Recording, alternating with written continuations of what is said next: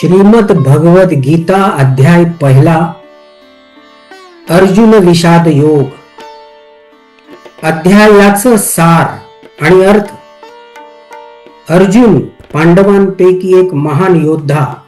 विषाद म्हणजे दुःख, खिन्नता, संभ्रम, मानसिक तणाव।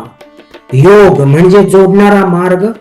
अर्थ अर्जुनाच्या विषादातून, दुःखातून निर्माण झालेला जीवन जगण्याचा रस्ता, म्हणजेच जीवनातील संभ्रम आणि दुःख हे देखील मार्ग मिळवण्याचं साधन होऊ शकतात।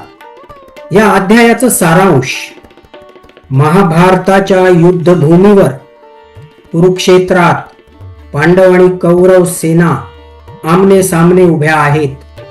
युद्ध सुरू होण्याआधी अर्जुन श्रीकृष्णाला सांगतो की त्याचा रथ दोन्ही सैन्यांच्या मध्ये उभा करावा।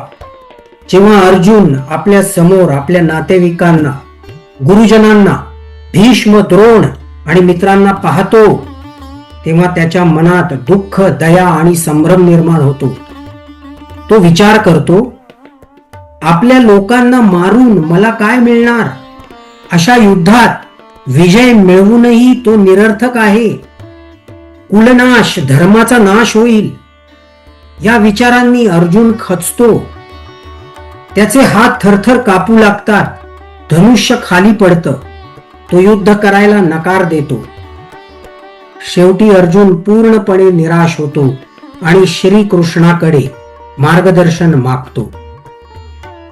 या अध्यायाचा मुख्य संदेश, जीवनात कधी कधी संभ्रम आणि दुःख येणार, निर्माण होणार, पण हाच क्षण आपल्या जीवनाला योग्य दिशा देण्याची सुरुवात असेल।